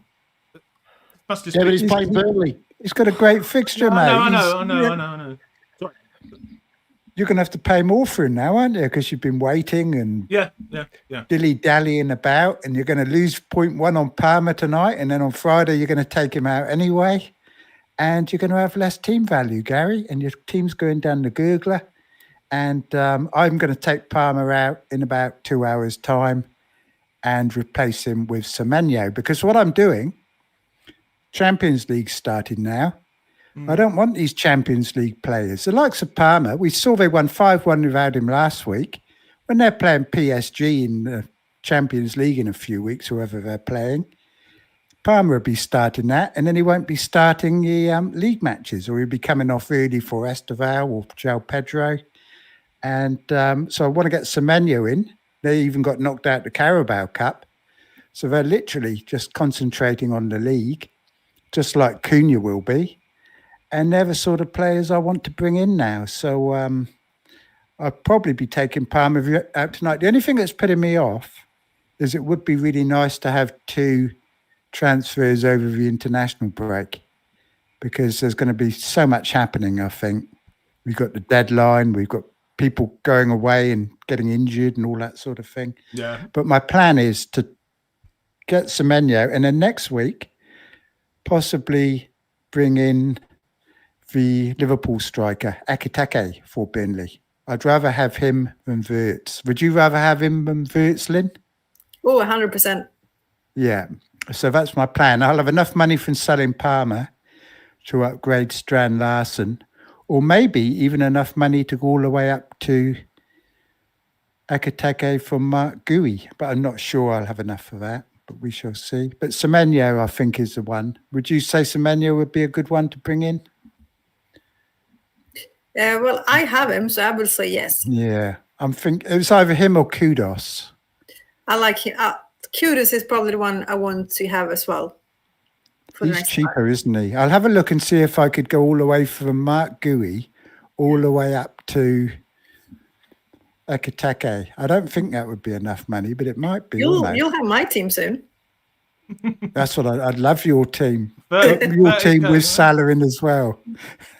Darius, Trig, can you hold the fort for a minute while I go and powder my nose? What do you think of Trig's team? What do you think of his moves there?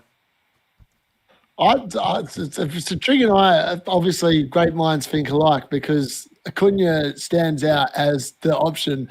And I think Gary's missed the boat, Trig, in terms of review is going to spit out to him on Friday what we're telling him tonight, that Cunha is the best option for any player that he's going to move out, like Palmer, for example. I think it's a no-brainer. Just pick a player that's playing Burnley. They're probably going to haul. I think Review actually doesn't. I mean, Review was telling me to keep Palmer and get rid of João Pedro, which is absolutely ridiculous. But that's what Review was telling me to do. I mean, I think they can be right. I think Fulham in the early kickoff, like Fulham's defense is actually pretty good, but they always concede one goal. I could easily see that game against Chelsea and Fulham being 1-1 because that's the result that Fulham specialise in. But, I mean, Linn obviously hasn't got 2 free transfers over the international break. You haven't either, so maybe I don't need them either. Yeah, I'm going to take another hit in game week 4 probably. Yeah, I mean, I'm not against taking a hit. Yes, it's the start of the season. If you need to take a hit, take a hit. It's not that difficult. Yeah, that's right. Hopefully we won't need to, but people forget we get a free transfer every week, don't they? Yeah, and then hits, they actually, if you play it smart, they pay off. It doesn't have to be bad. Like, I think people are too afraid of taking hits. Because the hit doesn't even have to pay off in 1 week, does it? You can take a hit that pays off over 3 or 4 weeks. And I think it's a good strategy to be aggressive, especially this season when we're getting 5 extra transfers. Yeah. And if it goes wrong, we can always use the free hit chip. Like if Cunha gets injured tonight, I just use the free hit chip instead. So you can afford to take risks at the moment. Yep. So I think it's a good strategy. I'm not going to sit there and be patient. I mean, I might even get Wirtz back, for next week. It could do anything, So I'm not going to sit here and lose money, which early in the season, I think it's quite important because you get that extra money for the next 36 weeks. I mean, money doesn't matter so much later on. But at the moment, it makes a difference. I mean, soon Gary's going to have like 500,000 less than me and Darius have got, and that's going to make a difference over time, I think. Do you remember saying that Joe of FF Scouts once said, he said, team value is vanity and points are sanity. Now, it doesn't really work in my case because I've got no points either, but I still like the expression. Okay, all right, so let's move on. So we're going to do a Q&A. If you've got a lot of people in the chat today, so Pudner, if you're there, if you just don't mind putting me down a marker thing, or I'll put it down myself, then ask us your questions, and we. But before we do that, and to give you guys a chance to get your questions in, just as a silly little aside, I gave my free guest today a homework assignment. Right, so imagine this, viewers. We'd like your opinion in as well. You're on a desert island, right? It's like in Lost. Your plane has crashed. You're in a desert island, and you're not going to be found for, let's say, a year, right? And there's a person with you, and that person is a footballer, current or in the past. And I want to know, and let us do know in the chat, which footballer would you most like to be stuck on the island with, and which one would wind you up so much you'd probably end up killing yourself? Or I shouldn't say that, but you'd at least want on the island. So, Lynn, you said you've been thinking about this one today. Who would be the person you'd most like to be on the island with, and the person you'd least like to be, and why? The first one, the one I would like to be on an island with, is James Milner. Okay, why's that? Can you guess why? You've had lots of stories to tell. No, because he can just he's a workhorse. He would just run around the island picking up stuff he needs to eat, and I could just sit there on my fat arse and just enjoy the view. And he would just be running around finding stuff for me to eat. That is my plan. And I think it's quite pleasant. It's kind of funny, in a British way. He's probably still. He's been playing for so long. He's probably still in good shape. He could probably go up and down the trees. Yeah, definitely. I think so. He's gonna, So he's a workhorse, and I think he's quite pleasant company as well. Okay. So I think that's a good pick. And your least wanted? Oh, that would be. I had to think. My first thought was Wayne Rooney. I do not want to be stuck with him on a desert island. Why? But then I thought do share why? Yeah. Do share why, Lynn? Just because. Yes, because he's a prick. I would want to kill him, and then I would be alone on the island. And how much fun is that? Well, at least you could be done for murder. True, very true. And then I had a thought: who could possibly be worse than Wayne Rooney? What could possibly be worse for me? And then I realized it's Zlatan Ibrahimovic. Okay. Why is that Ibrahimovic? Because he would totally make me his bitch, and I would be the one running around the island. yeah. Plus, it'd be starting every sentence. Zlatan says, "Go and pick some more pineapples for me, Lynn." And I'm like, "Yep, sure, off I go." Yeah. Nick, I'll come to you next, mate. Who the person you'd most and least like to be stuck on an island with?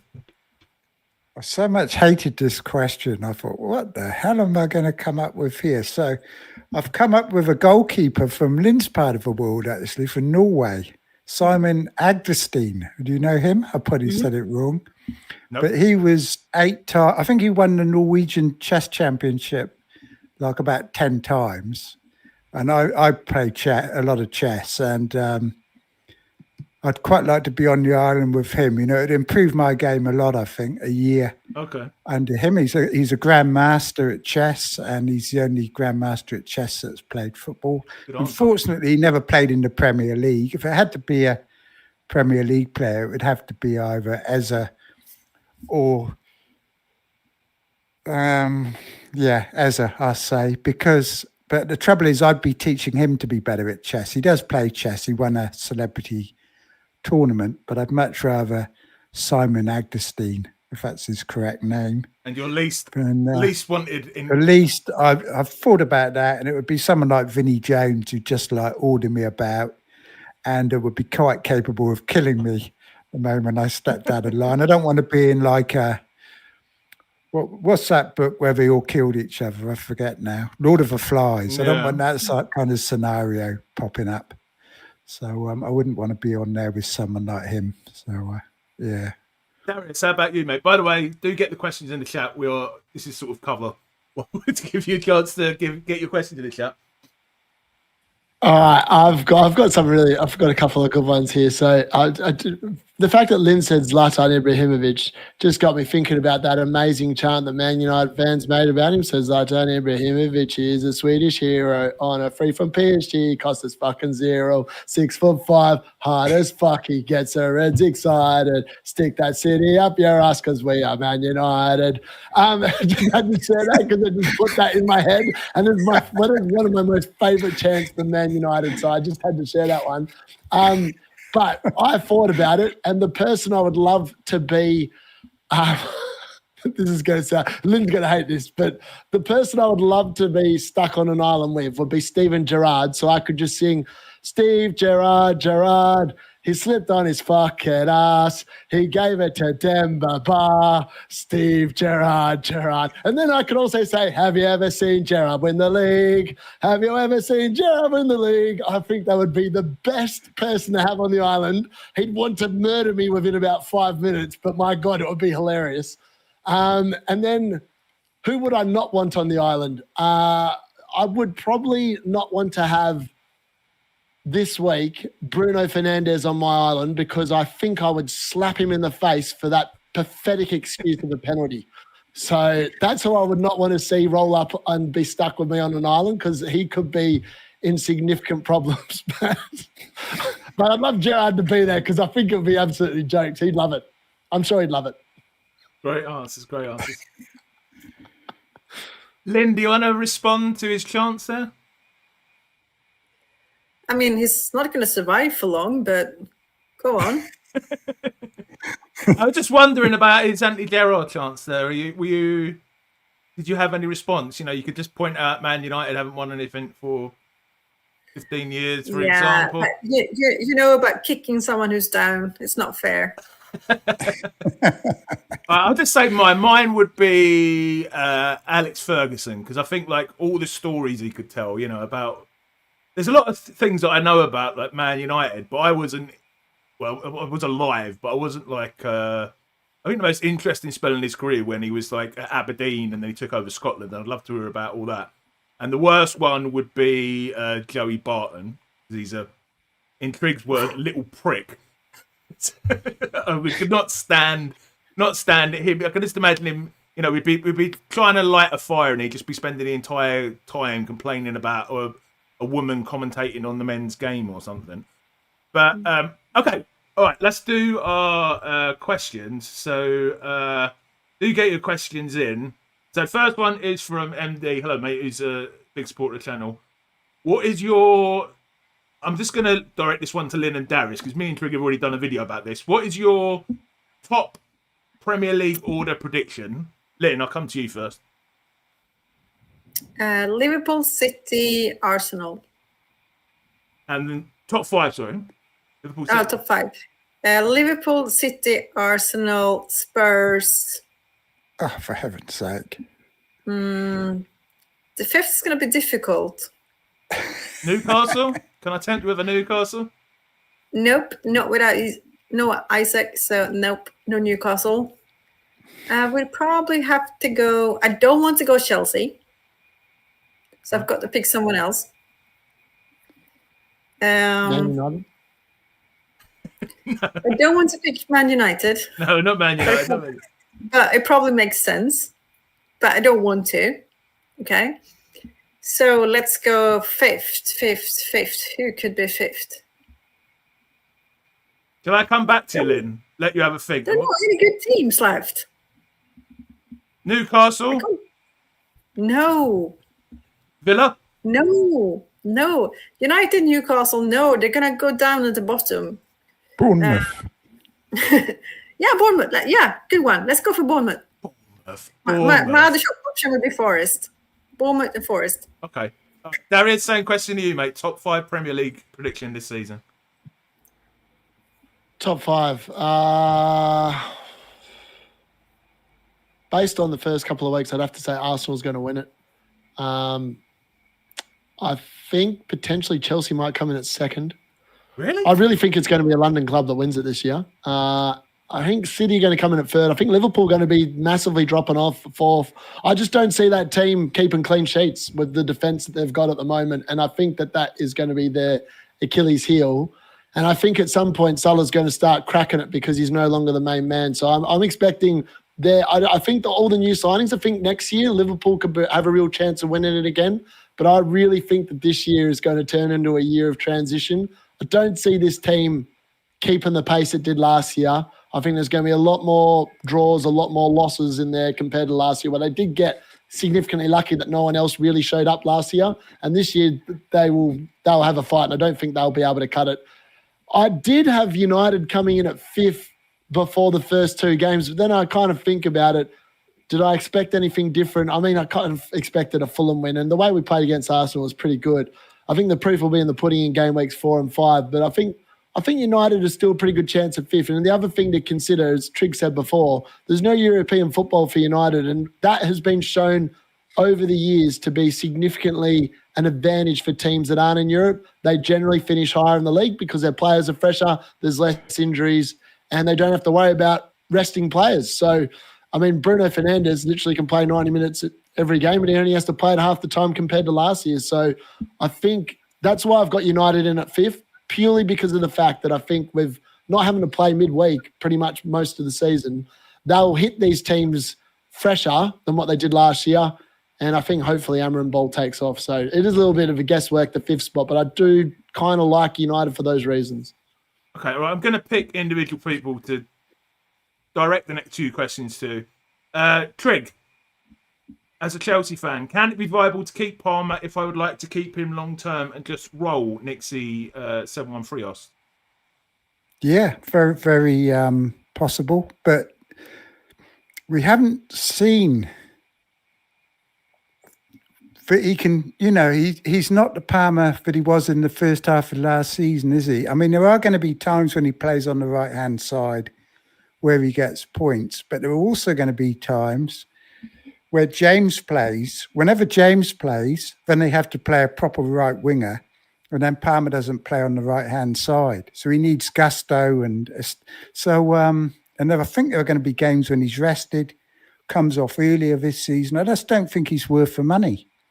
And, I hate not having Palmer because I don't like watching Chelsea. I don't know if Lynn's the same with Salah, but I can't enjoy watching Chelsea when I don't own Palmer. So I'm going to have to struggle a bit. But I'm hoping Esteval becomes really good so I can just pick him instead. But, yeah, I mean, you can keep him. Sure, you can. But I think he's going to, if you have him, how are you going to get Ekiteke if Isaac doesn't turn up at Liverpool? He frees up so much money, Palmer, by getting rid of him. But, yeah. Greg asks, best defence good to see you, by the way, Greg, on free hit. Currently have Tribble, Chelsea, and Milenkovic. Lynn, what do you reckon? Best defence on free hit? I would go all in Forest. Yeah, same. Probably add 1 United and 1 Chelsea. Okay. And you'd start. She's just trying to wind us up, Darius. She's trying to wind us up. Paul, channel member Paul, please do hit the join button if you want to check out channel membership. Says, Darius, he's bought in Salah, Dango, JP, João Pedro, and Johnson. Should I reverse the -8 and free hit? No, I don't think you should. Like, to be honest with you, I'm open to hits. I'm like one of those managers. Lots of content creators hate it because they're very cautious. They don't like making moves. They preach patience. And in reality, that's the reason why they never come close to winning it, is because, as Trig said in his video today, they're too cautious. They don't like making moves. They actually try and lure people into not making moves as well, so that way they don't get left behind with team value and stuff like this. So I don't mind it. I honestly actually weighed up a -8 myself because I kind of know that it's either a -8 this week or it's probably another -4 in game week 4. Either or, I don't mind hits. I've never minded hits. I took lots of hits last year, Gary. Remember, I took a -8 in game week 29 and I ended up with a game week rank of like the top 50K. So there's no reason to think that hits are negative. It's about whether your hits pay off. So if you pick players that are going to pay off, the hits are well and truly worth it. And I think with the good fixtures for a lot of those players he's bringing in this week, there's no reason to think that he can't cover the -8 even in this week alone. Okay. Hippie here is saying, nice to see you, mate. Does DEFCON actually, I'm going to throw this one open to whoever wants to answer it. Does DEFCON actually improve results from minimum price defenders and make front loading more viable instead of everyone overspending on defense? I mean, I'm starting to think I want more money in my front line. I will say that to begin with. But Lynn, have you got any opinions on this? I don't think we've seen enough of DEFCON to actually... there are other football games that we can play that's not the regular FPL, and they've got points for defensive actions. And then you can tell clearly that if you've got a good strategy, you can gain, say if you gain 40 extra points during the whole season because of DEFCON, 40 extra points, that's going to be the difference between 100K and 4 million. It's possible.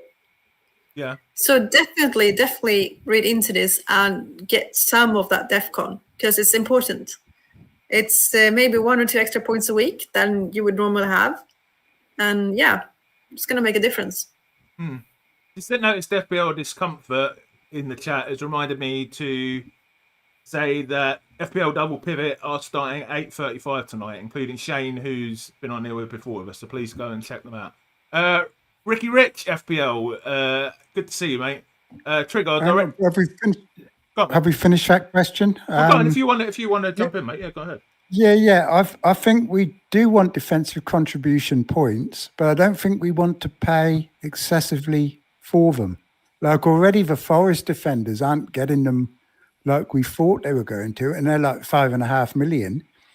Yet there are people like Senesi at Bournemouth who are only 4.5 million, who look absolutely fantastic for them. And I'm thinking of an early wildcard this season, just to get these 4.5 million DEFCON people in, so I can put more money in attack. And Linn, actually, her team was very untemplate because most people started off really light in defence because they thought they could put all these expensive defenders in for the DEFCON points.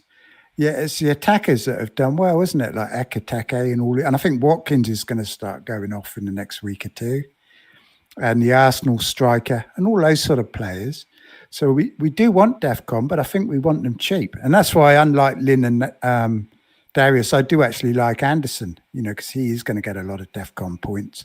Same with Agbadou for Wolves. But I think for Senesi for Bournemouth is absolutely fantastic because they're going to get clean sheets as well, which is the difference. Yeah. And there are a few players like that. And we're going to, over the next few weeks, we're going to find out who they are. I think the Lacroix from Palace is another one, only 5 million. I don't think you need to spend too much money to get them. Yeah, got a few people. Combe, another channel member is saying, and he's got a few back up here. Like to be stuck on an island with Paul Gascoigne. I don't know how Paul Gascoigne. Me and Paul Gascoigne would work fine as long as there was a lot of beer around. I think if there wasn't, me and him might be a little bit frustrated. I'll direct this one to you, Darius, because it's a bit of a complicated one from Ricky Rich FPL. Sell Palmer plus Gay to Sameo, Sarr plus Wood and Marteta. I already have Munoz. It's a very front-loaded question. I'm hoping Darius may have already looked at it because he's in the chat. But what do you think to that one, mate? I'm assuming he has a couple of free transfers. Oh, who was the question by again? Sorry, Ricky Rich FPL. Sell Salah plus Gui to Sameo / Sarr. I think it's Sameo or Sarr plus Wood or Mateta. Why can't I see the question? It's a little bit up. Is it way up the chat or something? Yeah, it might be a little bit up. I'm scrolling down slowly. I would say if it's not for a -4, Ricky, I would probably go for that. Any thoughts? If he's asking about Wood versus Mateta, I think this week Wood's a lot better. Mateta should be much better though next week. So it's like it's one of them weird ones where you've just got to weigh up whether you think one player's going to outscore the other one over like the period of time you expect to own him for.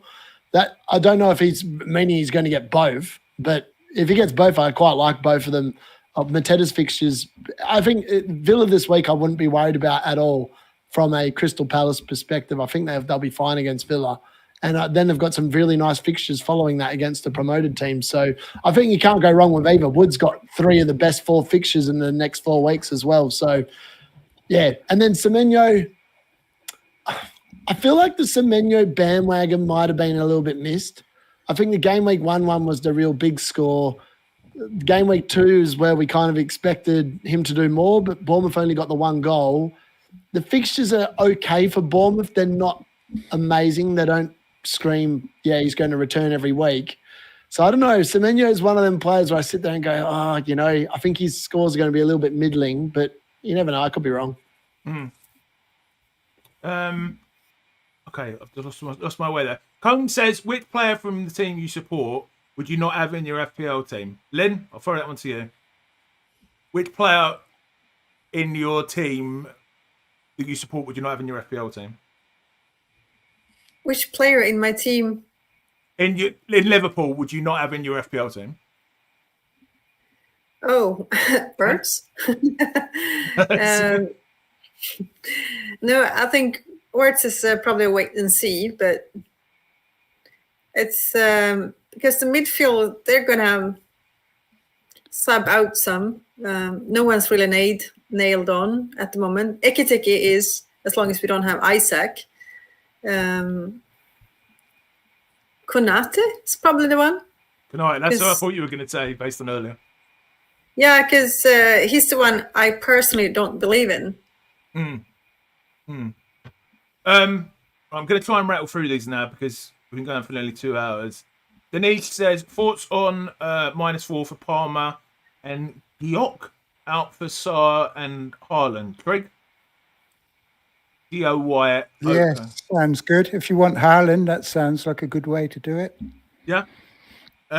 Specific question here from FPL Discomfort to you, Trig. Trig's top 3 fun picks for free hit this game week. Top 3 fun hit picks. Well, Cunha. He'd be fun, wouldn't he? Who else would be fun? Is Chris Wood fun? I don't know if he's fun, No, but I'd have Chris Wood. Fun. No. You'd probably want differentials, wouldn't you? Who would be a good differential for this week? No, I don't know, to be honest. Okay. But João Pedro, if you haven't got him. There's only 2 fun hits, apparently. There's only 2 fun differentials. Which highly owned popular FPL asset, bar Salah and Wirtz, is one to avoid? Controversial takes welcome. Darius? Controversial takes welcome. Oh. Is it just mainly for this week? Yeah. Or is it like... I think it's generally. Okay, generally. As I said, I'd just target fixtures against Burnley, Leeds, Sunderland. So I quite like Collins this week versus Sunderland. I feel like that's not the question, Darius. You've got to pay attention. Highly just say Anderson and you won't be far wrong. Up for the Man United Grimsby Town. I just want to see what Šeško looks like on the warm-up.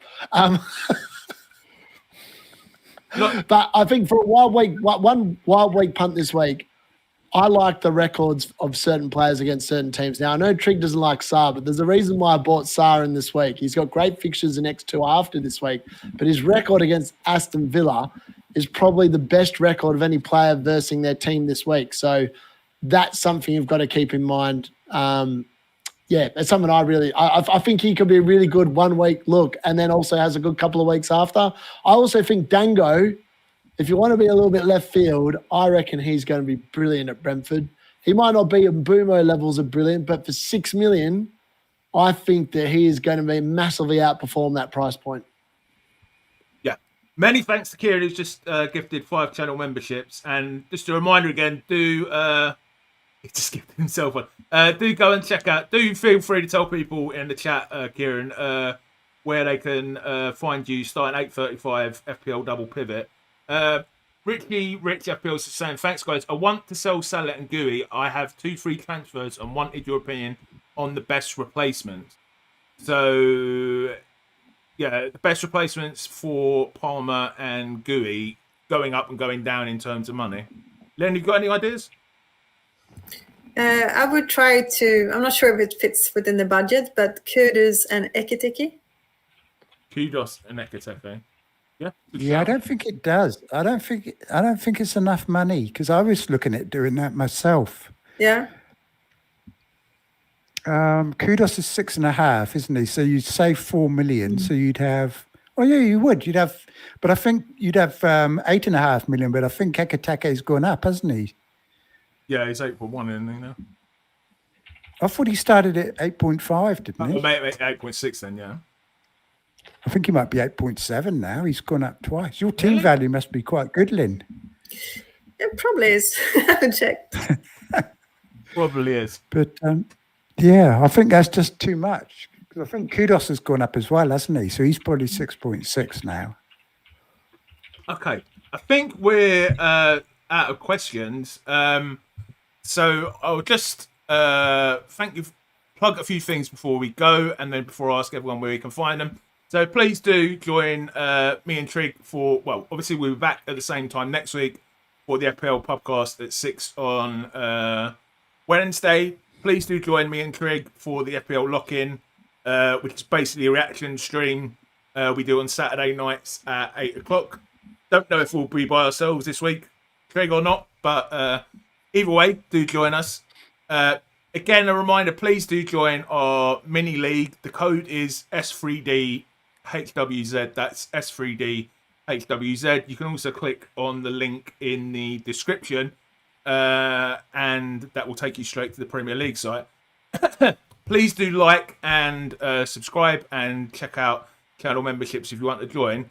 We've had a lot of comments in the chat saying how great a guest you've been, Linn. So thank you so much for joining us. It's been an absolute pleasure. Thank you for having me.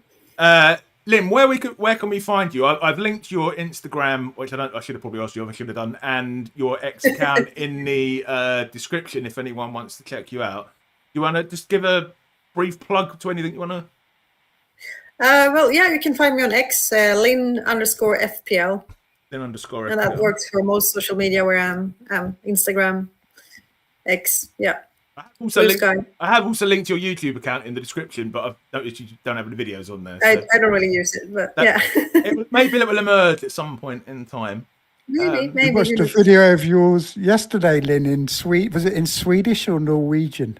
All we could hear was banana pizza, banana pizza. Banana pizza, yeah. You should come over and try it.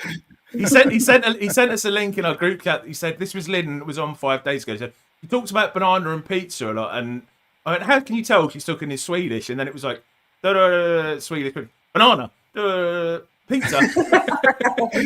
It's quite funny. Trig, where can we find you, mate? Trig Talks FPL on YouTube, and go and check it out. Lots of good stuff on there. And yeah, that's it. No longer on X. Blue Sky now. And WhatsApp, that's where we're on, isn't it, mate? That's where we've moved to. Yeah, Kieran's just saying there, Double Pivot podcast, 8:35 p.m. So please go and do check out the show with Kieran and Shane. Darius, where can we find you, mate? I was going to say we can still find Trigger in the Solio and review apps as well, in case anyone was wondering. I do not use Solio and review.